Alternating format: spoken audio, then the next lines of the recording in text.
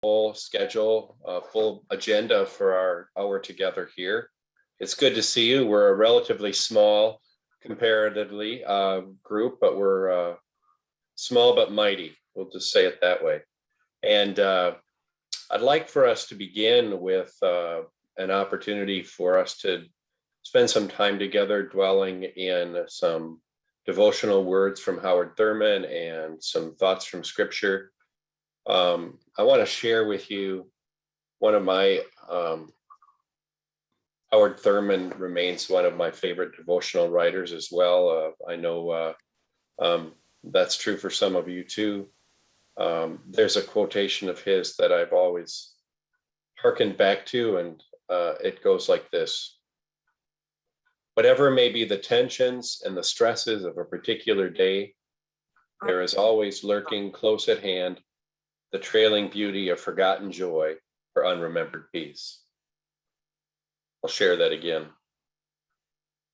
Whatever may be the tensions and stresses of a particular day, there is always lurking close at hand the trailing beauty of forgotten joy or unremembered peace. And then these words from the book of Ezekiel, chapter 37. This is what the sovereign Lord says to these bones: I will make breath enter you, and you will come to life. I will attach tendons to you and make flesh come upon you and cover you with skin. I will put breath in you, and you will come to life. Then you will know that I am the Lord. And once again, Ezekiel writes, this is what the sovereign Lord says to these bones: I will make breath enter you, and you will come to life. I will attach tendons to you and make flesh come upon you and cover you with skin. I will put breath in you, and you will come to life. Then you will know that I am the Lord. So I have as a couple of questions for your exploration together. And you have an option based on the Ezekiel text or on the quotation from Howard Thurman. On the Ezekiel text, what has allowed you to catch your breath these days? What is allowing you to catch your breath? Or from the Howard Thurman quotation, what trailing beauty is lurking close at hand for you? Remember, he writes that there is always lurking close at hand the trailing beauty of forgotten joy or unremembered peace. So why don't we go into groups of 4, Chris, and maybe give us about 7 or 8 minutes. That sound good? And you can type, maybe you can send us the questions too. Thanks.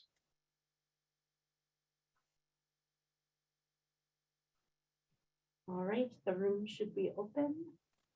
Have everybody muted here. Hang on a second.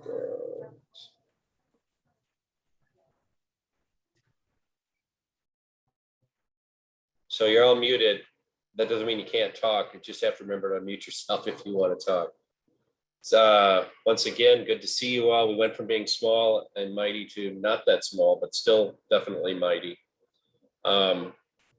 Chris, I'm assuming on our agenda that we have Pastor Yolanda up first.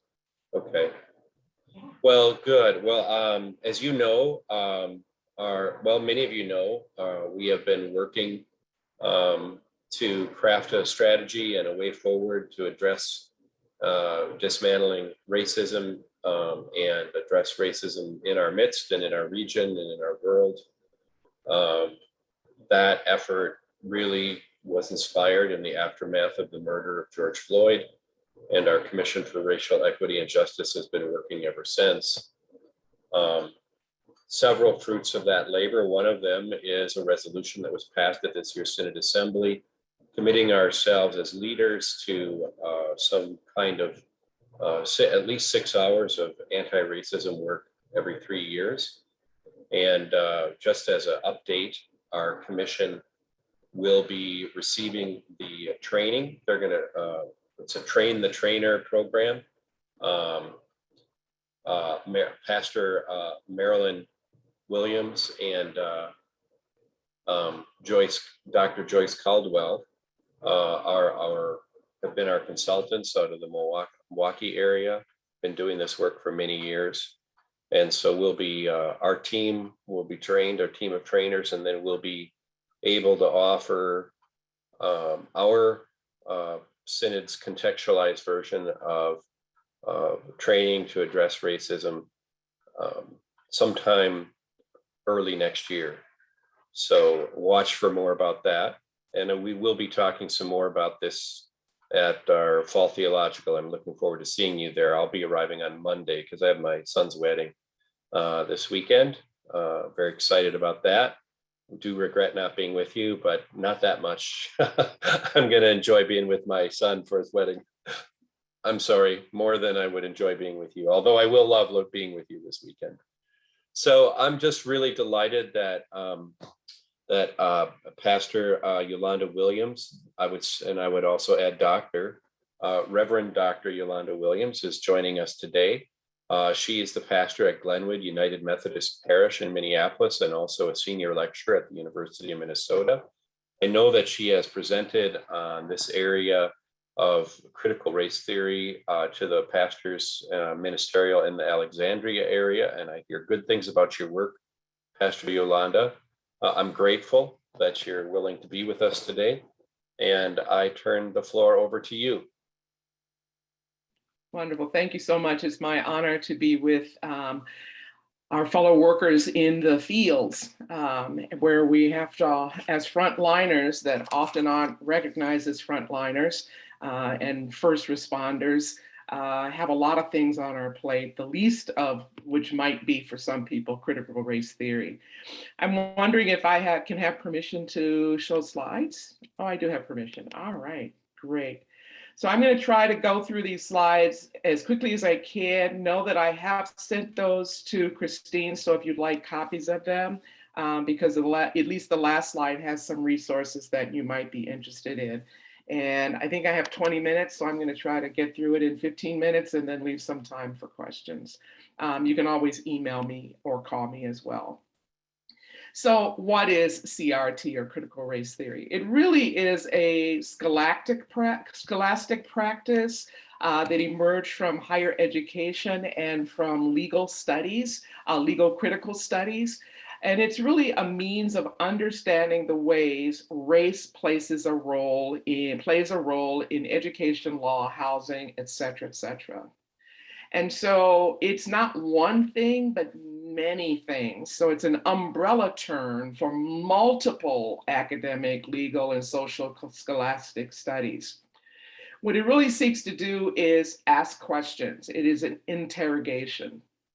And as an interrogation, it is a tool and a lens. So the problem with something that is a tool or a lens is that in anyone's hands, that can be very positive, and that also can be not very positive. Like any tool, it can be used to build up community, or it can be used to dismantle community. And I think some of the arguments against it has been because there have been some experiences with this theory, or with the discussions of dismantling or anti-racism, as it used to be called, that made people uncomfortable. And so they saw that then as a tool that's more destructive. But for me, it's not any more destructive or divisive as the way some people use the Bible. The Bible can be used to build community. The Bible can be used to destroy community. It can be used to set up our hierarchies, or it can be used to level the playing field. Same thing with communion. Communion can be used to build up community, or it can be used as a very divisive thing. So in the end, then, it's the person who's holding the tool and who has used the tool that will determine if critical race theory is something positive or if it's something negative. a lot of people that are involved in critical race theory, and I told the pastors that I actually use critical race theory as one of my techniques in my dissertation, is that it is something that is not static. It is not something that is set in stone, but it's constantly evolving. And this also might be something that causes people some uncomfortability with it because it is not one thing, it's multiple things. The possible outcomes from this interrogation of our legal systems or educational systems or health care is hopefully it gives a better understanding for policymakers so that when policies are made, all the different aspects and all the groups that are being served are considered. And that doesn't always happen unless you have someone in the room that can bring up an alternate perspective. But it would happen if critical race theory techniques are used for policy. It also understanding of our complete unedited history, because every history, I always tell my students is everything has a perspective, including written history. And we always use this term around certain events, never forget.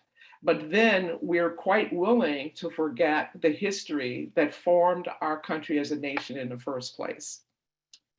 Another outcome is that it can help the creation and implementation of better practices. We like to talk about best practices, but we don't always like to talk about everything that goes into deciding what is a best practice.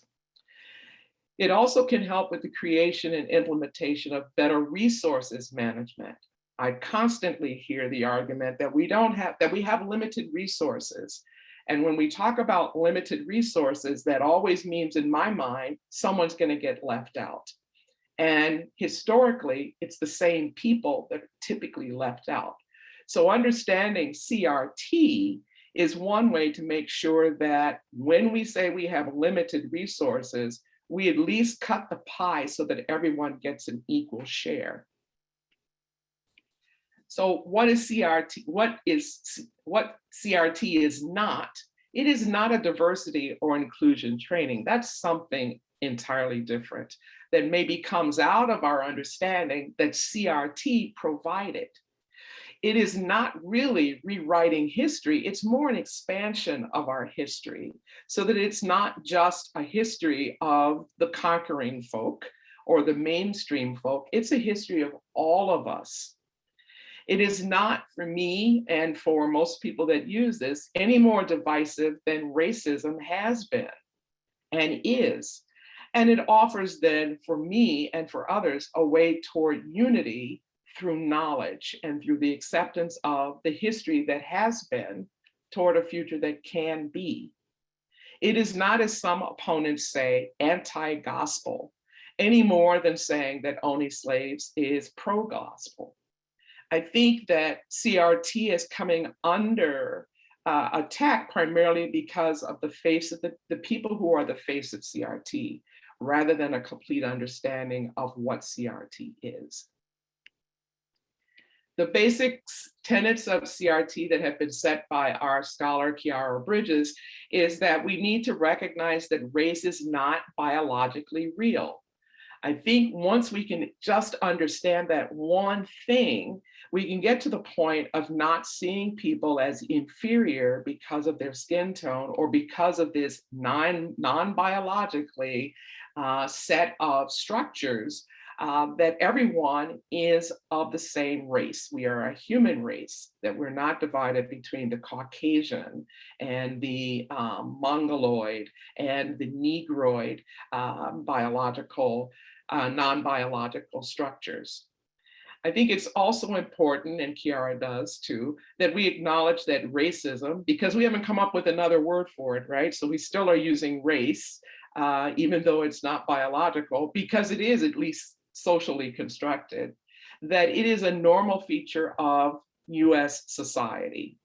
And as a normal feature of US society, it is embedded within our systems and institutions and the decisions that maintain those systems and institutions.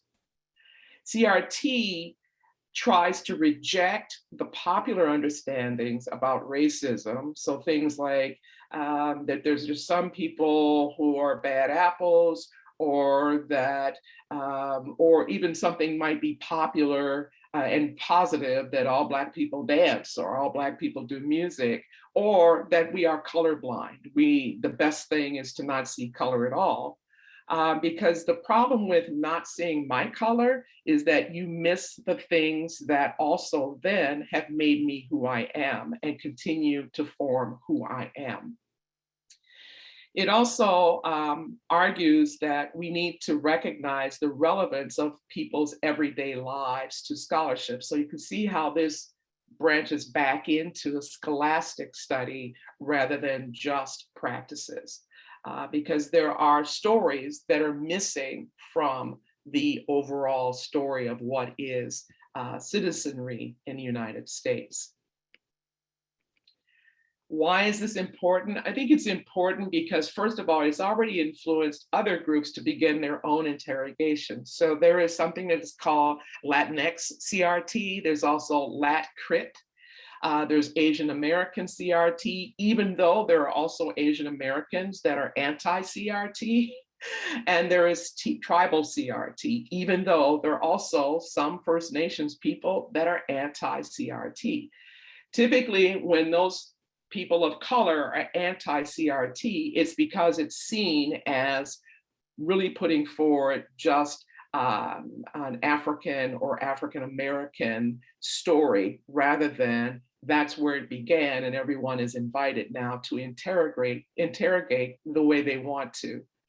I would also argue that gender studies programs are types of CRTs, even though we're not going to use race. We can put a G in there because it is also interrogating society, systems, and institutions based on gender identification. As a scholastic tool, it joins other scholastic tools like qualitative analysis and quantitative analysis. So if we put it in its right perspective, I think we can see how this is advantageous to everyone. So I always, because I'm a Christian and because I'm also now a pastor, want to talk about why CRT is important for Christians, both clergy and lay. One, in a way, it is a lens in the same way as we use the Bible as a lens. And it also helps, I think, put the Bible in Bible stories that have created inequities back in context. So I think about, for example, growing up as a Black child, thinking that everybody in the Bible was white, and also thinking that they were Americans, not even really thinking that they were from other countries until much later in life. Well, seeing the Bible stories that way and the people in the Bible that way means that I am going to see people who are others as not included in God's story, and it has been used that way. So CRT is very important because we start to see that there are structures and systems and practices that are already in Christianity and in our churches that leave some people's stories out.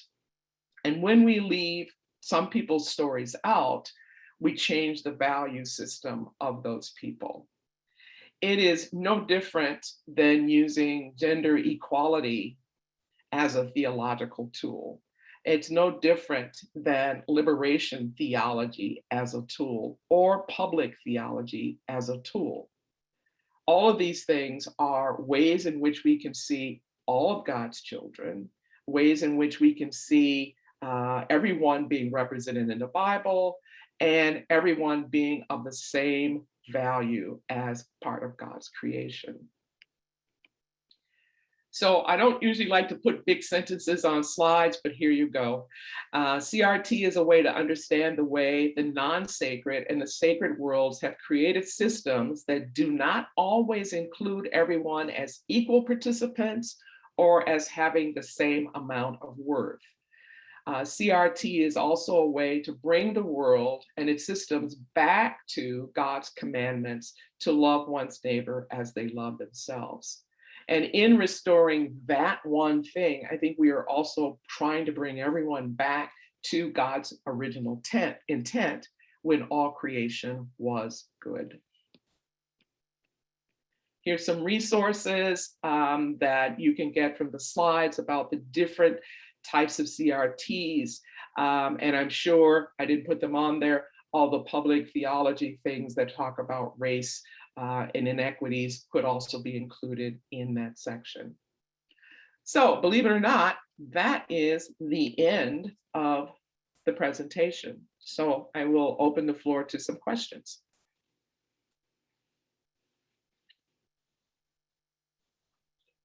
Thank you, Pastor Yolanda. Are there any questions for the pastor? Yeah, Pastor Yolanda, Rich Fitzer from Osakas. Hi, Rich. I'm also privileged to be in tech study with Yolanda.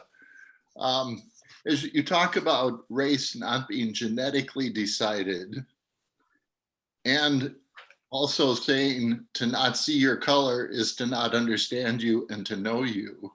Mhm. Some people could see that as a contradiction as opposed to a paradox. Sure. Could you say a little bit more about that? Sure. The concept of race really was part of the eugenics movement to decide which color of people and origins of people were of higher intelligence, higher, and therefore should be valued at higher levels. And so creating these different groups, it was not just skin tone, but skin tone now has become the prevailing way that we separate people. So it was skin tone, it was head size, it was size of nose, it was spacing of eyes, it was size of lips.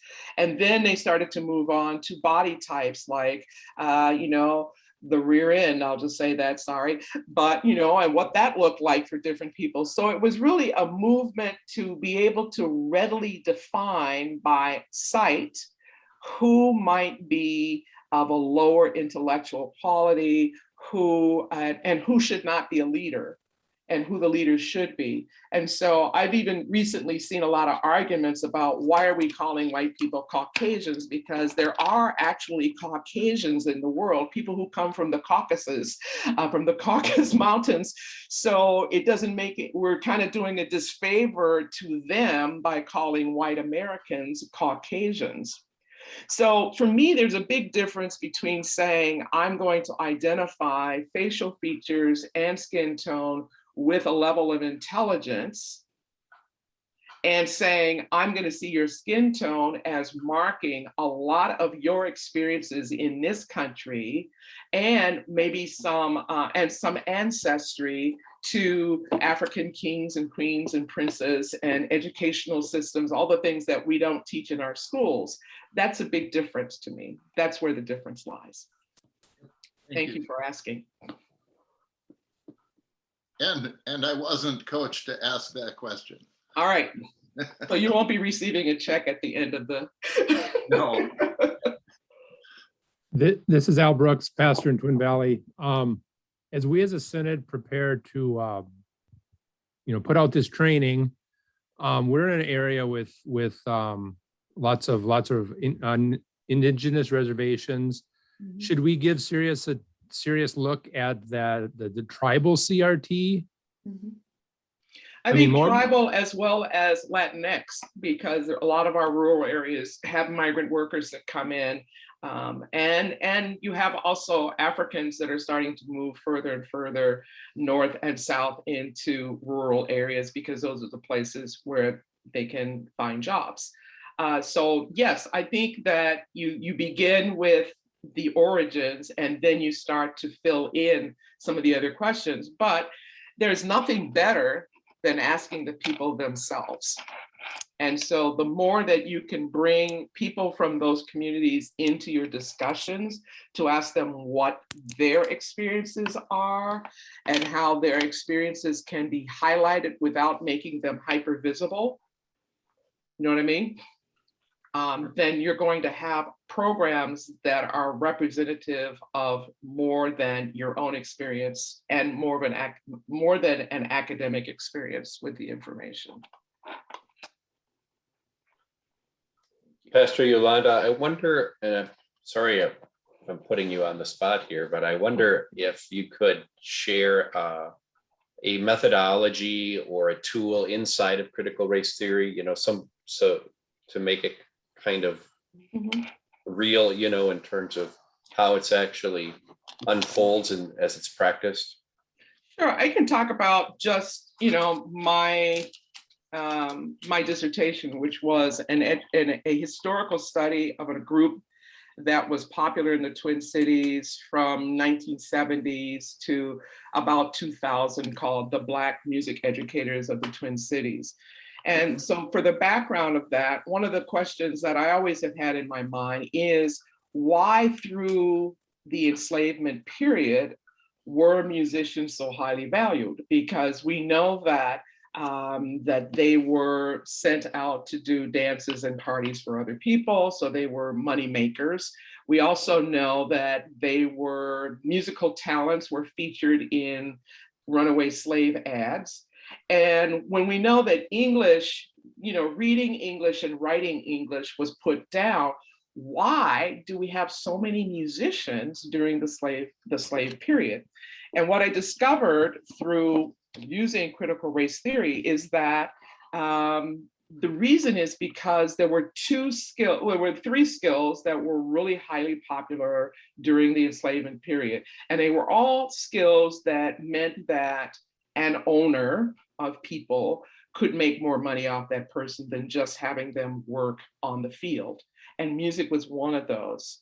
If you had a musical talent, you were valued more. In fact, you were often not often did not have to work in the field.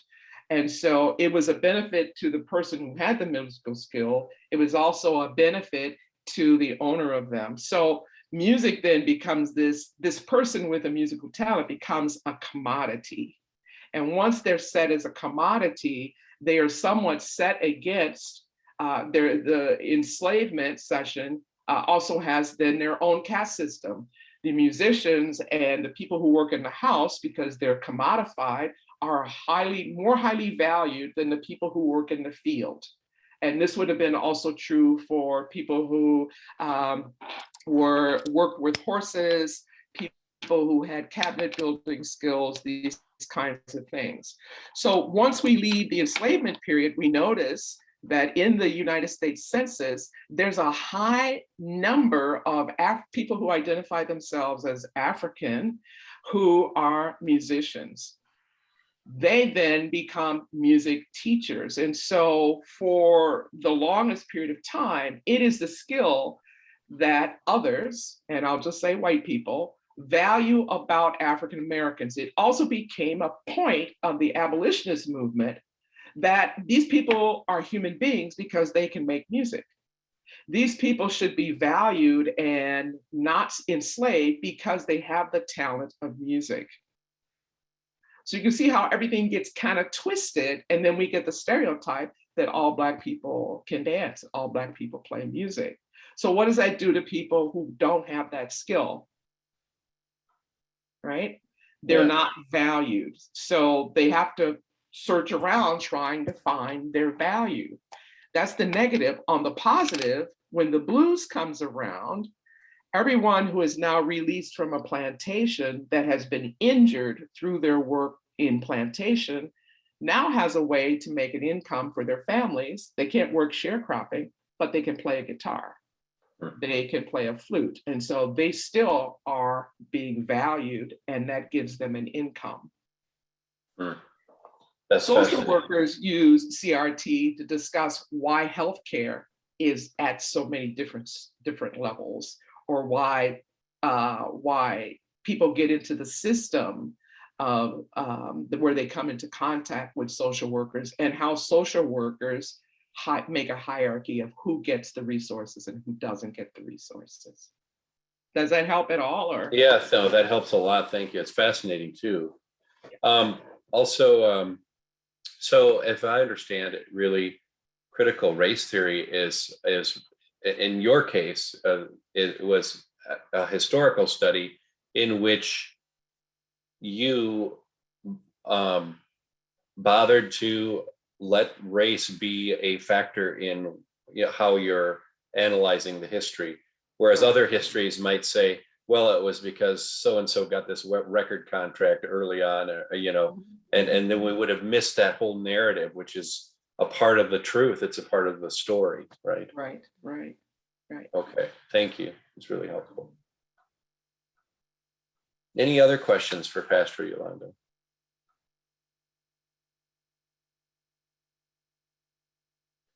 Well, Pastor Yolanda, you are welcome to continue to be with our group as we handle some exciting and some mundane matters of the ELCA in Northwestern Minnesota. But you're also not duty bound to hang with us, whatever you wish. You just know that you're welcome. So what's next, Chris? I think if I stay on here, my dog's going to give me the signal that he really needs to get out. So I'd better go ahead and take care of him. But thank you so much. Thank you so much. Feel free to email me or call me if you'd like to continue that talk. It's really Thank you very helpful. much. Thank you. Thank you. And I'll be putting in Pastor Yolanda's information in tomorrow's Northern Lights as well, so you have access to those resources.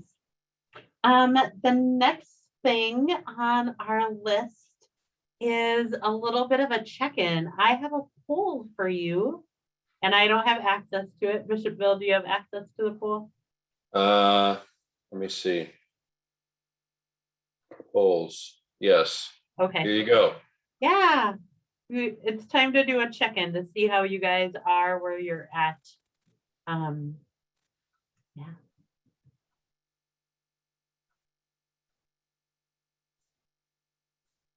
Can you all see the poll? Good. It's amazing how many phone calls and emails I get wondering what the churches are doing. And, I know a lot of things, but I don't know what every church in our synod is doing for COVID protocols. And we want to check in to see how you're doing.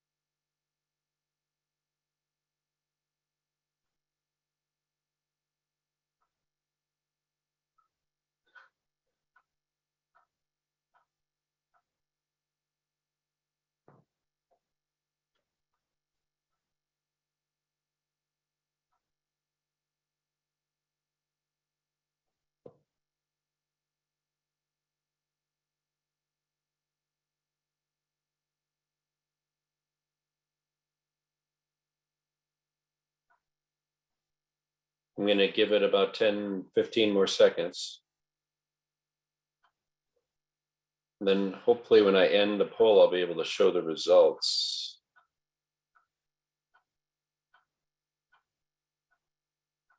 Okay. I'm going to end the poll now. Share results. Are you able to see the results? Chris, can you see the results? I can't because you get to see them. Yeah, I don't really see them either, but does everybody else? Yes, I'm seeing them. Okay. Okay. I just a few comments. Am I trying to get my thing to work here? As I'm doing quite a bit of traveling, usually more than one engagement on a weekend. This last weekend, there were 3 or 4 actually. And I noticed just a lot of variety from community to community.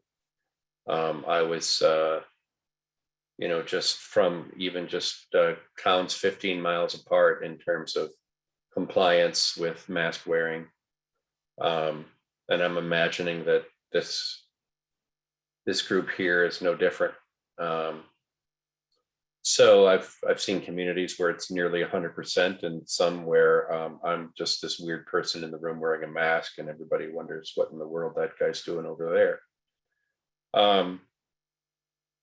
Yeah, I noticed there were a few of you that responded feeling overwhelmed, exhausted.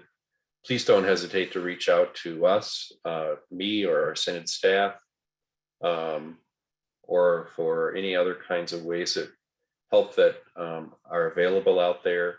We can help get you connected to either some resources or some kind of respite. So know that I'm grateful for your good work, and for your perseverance in the midst of this really continuing challenging time. And I think this time around in many ways is more challenging than others, because we were just so ready to be done with it in terms of COVID, and now here we are. So thoughts, comments, questions?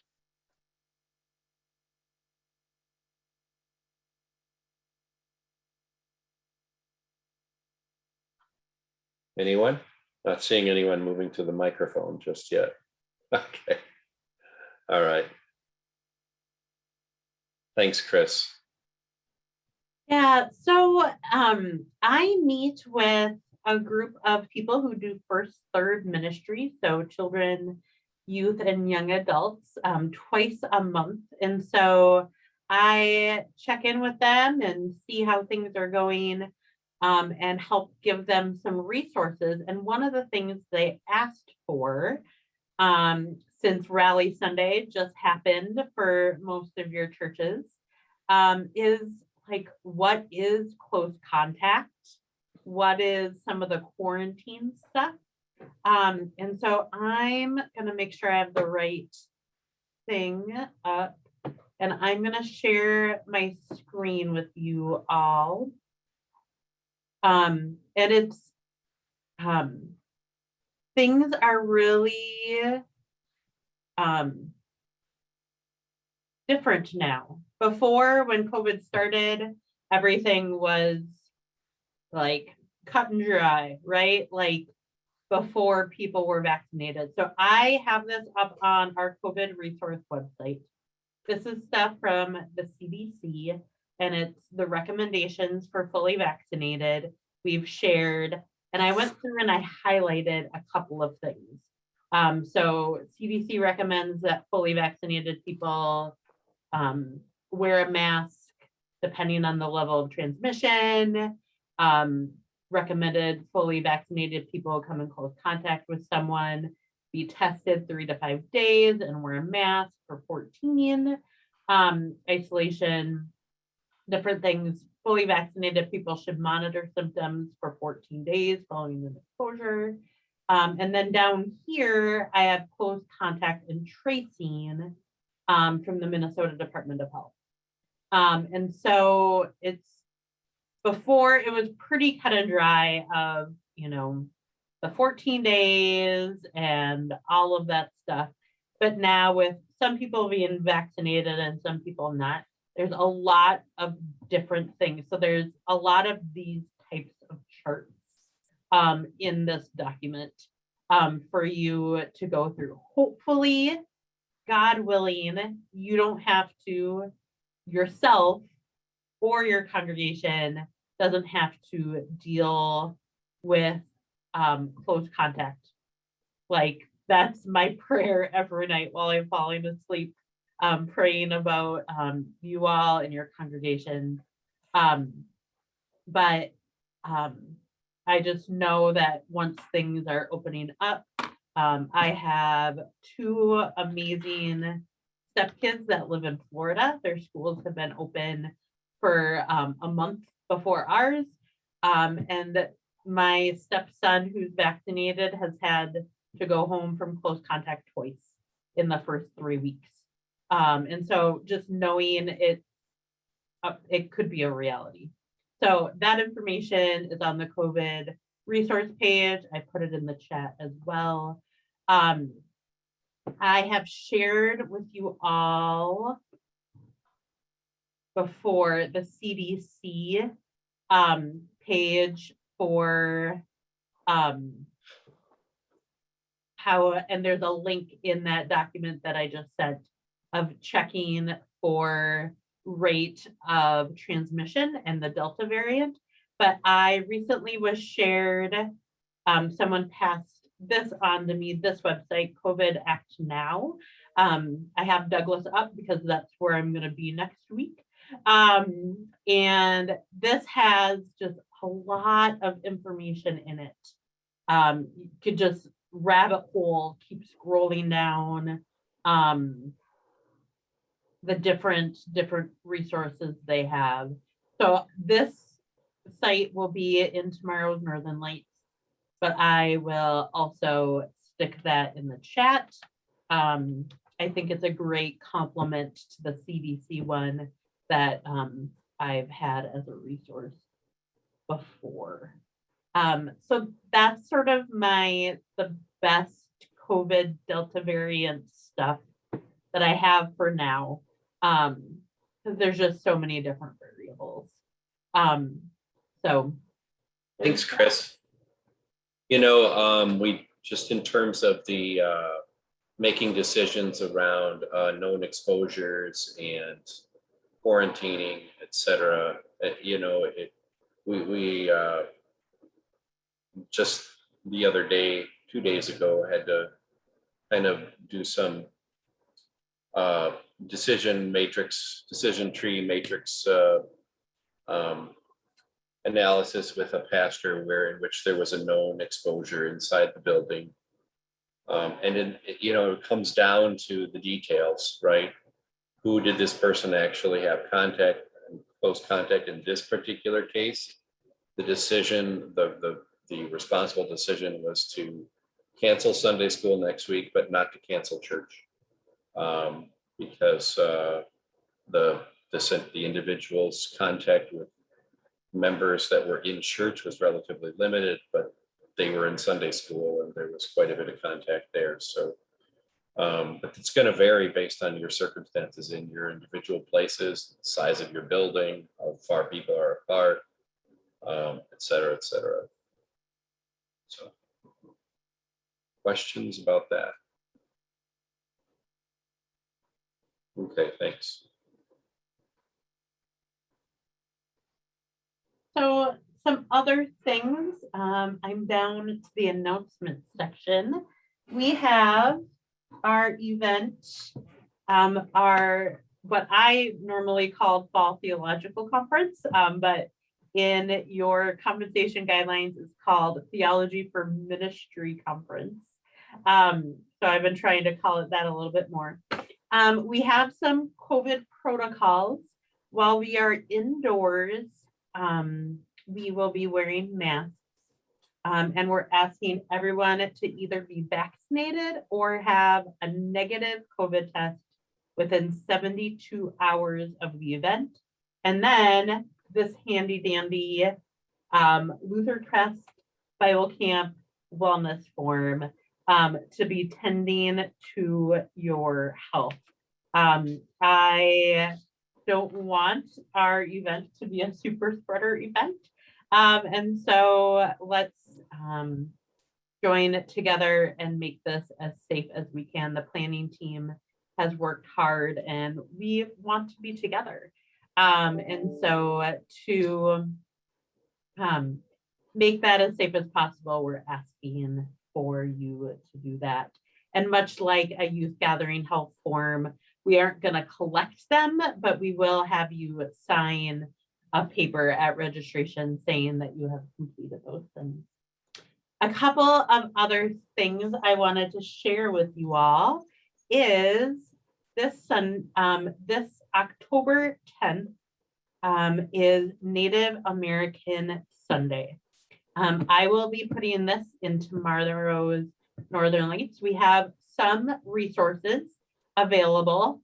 And we will be adding to them. And this link at the bottom, resources from Together Here Ministries from Northeast.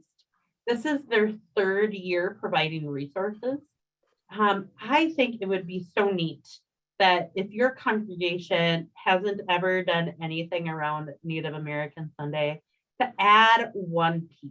Like, could you add a prayer petition or include it in the prayer of the day, or do that land acknowledgement? Bishop Bill will create a land acknowledgement video, but we have the land acknowledgement here. We're hoping to have more resources, but it would be, I think, just a neat step in the right direction to have churches participate in some way for Native American Sunday. And I'll stick that link in the chat as well, but it will be in tomorrow's Northern Lights. And then something I'm very excited about is, let me get it open. So many tabs open. Before you go on, just a note on Native American Sunday. You know, language matters, and the language here will probably raise some eyebrows. But this is the language that our partners in the Northeastern Minnesota have been using, and intentionally, because it's contextual for many parts of our region, although not all. So it's the name we settled on between our 2 synods. Anything at all. This is the first year, I think, that we've done this in a long time here in Northwestern Minnesota. So you can go all in, and that'd be great. There will be enough resources for you to dedicate your entire service, but even if you do a small part and take a special offering of some kind, your offerings will be used for our Native Neighbors Table and our ministries with Indigenous people here in Northwestern Minnesota. So,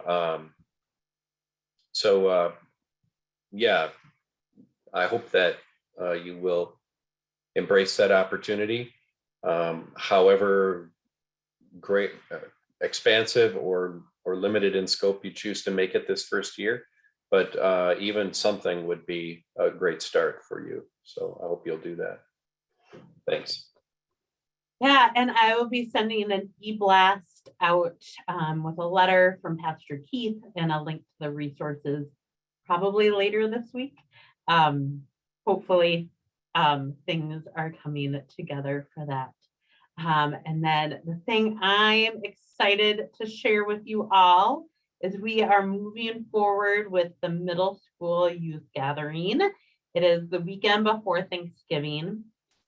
We will open up registration a little bit later, kind of like what we did for our Theology for Ministry conference, just watching COVID and making the best and safest decisions. We will possibly be having the amount of people be less than we normally do is at Lutherfest, but we will offer the speakers and worships and devotions to congregations in gathering in a box sort of thing. The theme is Who is My Neighbor? Kind of a little nod to Mr. Rogers. I'm a Mr. Rogers fan, with the guiding text being the Good Samaritan. Our speakers are Bishop Bill will be preaching. And then Pastor Grant Vanderford from Table of Grace and Pastor Emily Papke Larson from a community called Grace from up in Bemidji, because they are tending to our neighbors and especially our more marginalized neighbors. So I'm very excited about this opportunity. The ELCA Youth Gathering registration opens up, I believe, this next week. I am your Synod Gathering Coordinator, so if you have questions about that. 2 other quick things, even though it's 2 o'clock. We are going to be doing something different with senior high ministry in our Synod. We are doing more of a leadership lab. It will be after Christmas, but we will be inviting congregations to lift up a couple of high school young people who are leaders in your congregation and do a leadership training with them. So be looking for information for that. And I am starting to build a new website for the synod. Just when you didn't think I was busy enough. We'll add some more things, but it is much needed. Be looking for a survey that I wasn't able to get ready for today's meeting, but some things to help me guide, especially what's on our homepage, and some things for easy access. So those are all my announcements, Bishop Bill. I'm going to pass it back to you. Thanks, Chris. Once again, thank you for your good work and your partnership in the gospel. And I hope to see all of you this weekend. Well, I won't see you the weekend. I'll see you on Monday, but I hope you all see each other on the weekend. Any final thoughts or questions before we say closing prayer? All right, let's pray. Holy God, we give you thanks for all of your good gifts to us. We thank you for the gift of breath in our lungs, the gift of the sun in the sky, refreshing rains that you've sent our way. Most of all, we thank you for your Son, Jesus Christ, who poured out his life for us and for all people. We pray that you would empower us and inspire us and equip us to proclaim the good news of your Son, Jesus, and that all we do would be in service of that calling. Lord, bless these leaders, give them respite where they need it, lift them up, inspire them, encourage them, constantly remind them of your deep and abiding presence and with every breath they take. These things, O Lord, and anything else you see that we need, we ask that you would give us through Christ our Lord. Amen. God's peace, everyone.